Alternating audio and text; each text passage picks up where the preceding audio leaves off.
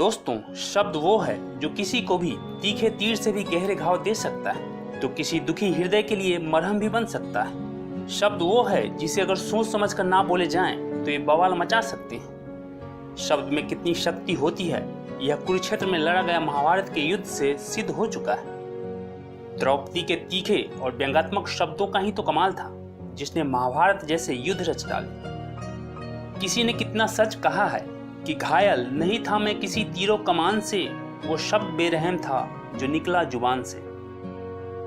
दोस्तों, एक बार की बात है जब एपीजे अब्दुल कलाम 8-9 साल के छोटे बच्चे थे। एक रात वे अपने फैमिली के साथ बैठकर भोजन कर रहे थे। तभी अचानक उनकी दृष्टि पिता की थाली पर गई। उन्होंने देखा कि उनकी माता ने जो रोटी उनकी थाली में परोसी है वो जली हुई है, लेकिन उनके पिता बिना कुछ कहे शांति से उस जली हुई रोटी को खा रहे हैं।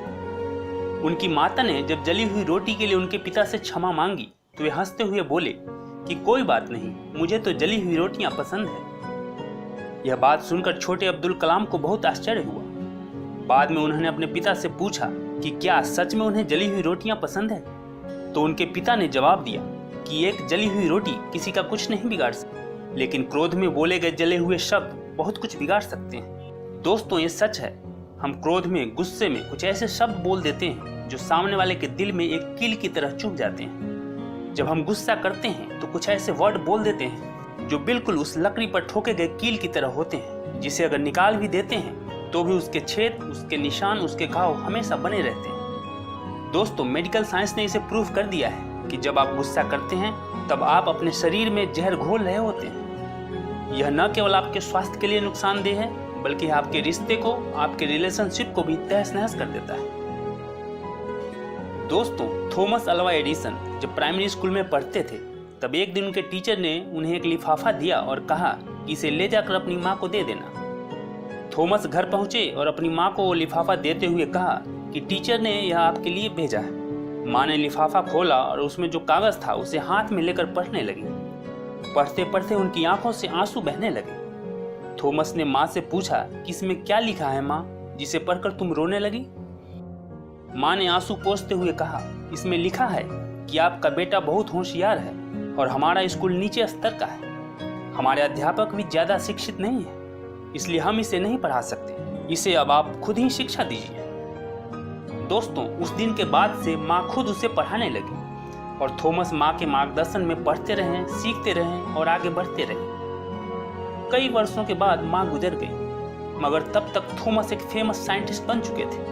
उन्होंने फोनोग्राफ और इलेक्ट्रिक बल्ब जैसे कई महान आविष्कार कर लिए थे। एक दिन थॉमस अल्वा एडिसन फुर्सत के क्षणों में अपनी पुरानी यादगार चीजों को देख रहे थे। तभी अचानक उनकी नजर अलमारी के कोने में रखे एक पुराने लिफाफे पे पड़ी। थॉमस उत्सुकतावश उसे खोलकर पढ़ने लगे। यह वही खत था जो बचपन में थॉमस के टीचर ने उसे दिया था। उस पत्र को पढ़कर थॉमस काफी अचंभे में पड़ गए। उस खत में लिखा था कि आपका बच्चा बौद्धिक तौर पे काफी कमजोर है, इसलिए उसे अब स्कूल ना भेजें। पत्र पढ़कर थॉमस की आंखों से आंसू झरझर बहने लगे और वह घंटों रोते रहे।